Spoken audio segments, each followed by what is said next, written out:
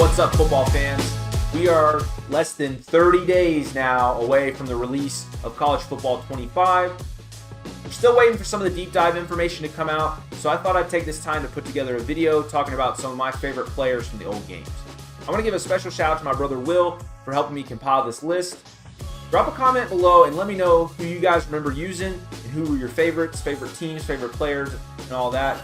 I'm really curious to see what your thoughts are. Let's get into it. Kicking off the list is quarterback Ken Dorsey from the University of Miami. When I first started playing NCAA back in 2002, the Canes were coming off their 5th national title and had a stacked squad with 32 future NFL players on it, including 15 first-round picks. So naturally, I wanted to use the best team, and at the helm of that record-setting offense was Ken Dorsey. He became my favorite quarterback in real life because of how good he was on the game. He had tons of weapons around him, and on the game, he was always crazy accurate with all of his throws. He could throw darts at all levels of the field and shredded defenses. I continued to pull for him once he went to the NFL, but as a little kid, I really couldn't understand why he was rated so low on Madden. Later, I would learn that some guys are just better college quarterbacks than they are in the NFL. Another guy like that is quarterback Dennis Dixon from the University of Oregon. On NCAA 07, I started using the Ducks because I liked their uniform. I kept using them because I really liked their quarterback. This is the first time I had run a spread offense and relied heavily on the option. The Oregon playbook was a lot of fun to use. It created big plays all over the field, and Dixon was the perfect fit for this offense.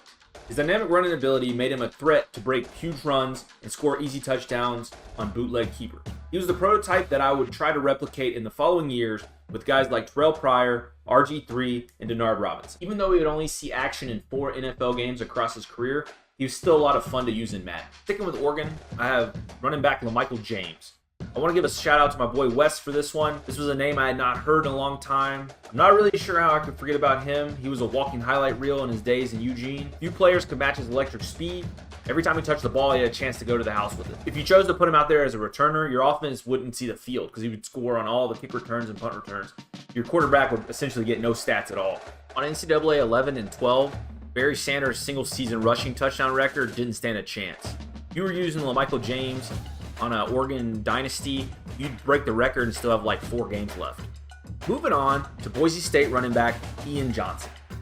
Probably the most underrated and forgotten about player on this list, Johnson is most known for his Fiesta Bowl performance in 2007, scoring the famous 2-point conversion on the Statue of Liberty play to stun Oklahoma. He was a star in the old games, running all over the Smurf turf. He had a very balanced skill set where he could either run around or through defenders. This made him a fan favorite in real life and on the virtual gridiron. He finished his illustrious Bronco career with over 4,000 yards and 58 touchdowns. He would go on to run the fastest 40 at the 2009 Combine, and after researching it, I'm still not sure how he didn't get drafted. This gets us to the first defensive player on the list, middle linebacker Bruce Carter from the University of North Carolina. This is by far my favorite Tar Heel defender of all time. Most of my dynasties were using UNC, and Bruce was the centerpiece of the defense during his time on Chapel Hill. When he got to campus, Butch Davis converted him from safety to linebacker, capitalizing on his elite physical abilities. This meant you had a ball hawk in the middle of your defense.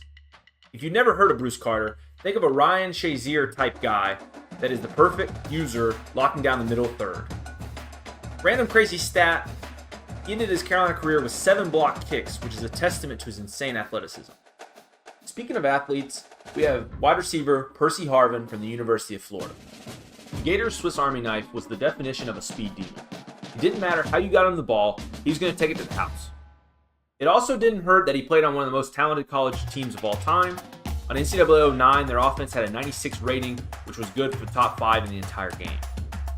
Played against them, it wasn't a matter of if, but when Percy was going to find some space and leave your defense in the dust. I'm aware that he only ran a 4.4 at the Combine, but it was reported that he had ran a 4.32 as a freshman and had only gotten faster. His tape definitely didn't look like a standard 4.4, and he has the type of speed and quickness that could break the game if he's added to Ultimate Team. Staying with the speed theme, we have Lamar Miller, running back Miami. He was the king of the counter on NCAA 12. His speed was first class. If he got to the outside, you could go ahead and put 6 on the board. He's going to break away and outrun everybody. I would use Miami just so I could run the counter with Lamar. My friends all knew it was coming and still couldn't stop him. If I ended up doing a Madden list, he'd be on it as well for the exact same reasons. Moving on to a quarterback's worst nightmare, we have outside linebacker Khalil Mack, University at Buffalo. A lot of my rebuild dynasties would run through Buffalo, and that's where I learned all about LOLB number 46. I was a Khalil Mack fan way before he went to the NFL, because I'd been terrorizing offenses with him for years. The Mid-Atlantic Conference was no match for his speed and strength off the edge. He was the rare defensive player I would have competing for the Heisman Trophy. In real life, he ranks 44th in career sacks. On the game, I would shatter the records for single season, single game, and career. Back then, I didn't know how to use her, so I just ended up blitzing with him every single play. Next up is tight end Eric Ebron out of UNC. The pride of Smith High School in Greensboro, North Carolina, Eric Ebron dominated both sides of the ball. They used him as a tight end and defensive end. I actually played against him in high school, and that dude was at a different level. He had talent that carried his entire team, and in football, that's very difficult to do. At Carolina, he was an exceptional receiving tight end that thrived at exploiting the seam. NCAA 14 did him kind of dirty on his speed, but he was still a playmaker. He'd make big plays over the middle of the field and rack up easy touchdowns, beating linebackers to the pylon with simple out routes. He would go on to be a first-round pick of the draft and have a really solid NFL career. He's definitely a guy I would like to see them add to Ultimate Team.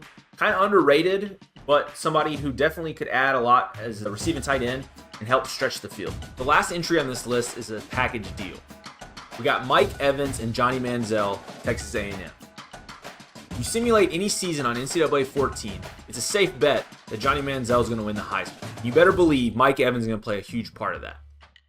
Everyone knows the legend of Johnny Football, and his ratings reflected his dynamic skill set. He was good at everything, making him almost impossible to stop. I was always a fan of the smaller, quick receivers, but Evans was the exception. He always found a way to create space and move the chains.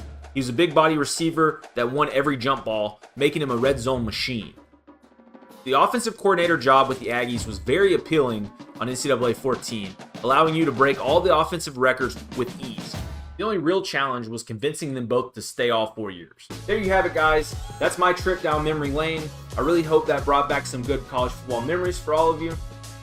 If you enjoyed this type of content, make sure to hit that like button. I can also do a video talking about all the guys we missed between NCAA 14 and college football 25, if that's something you'd be interested in. Thank you for supporting the channel. I'll see all of y'all on the gridiron.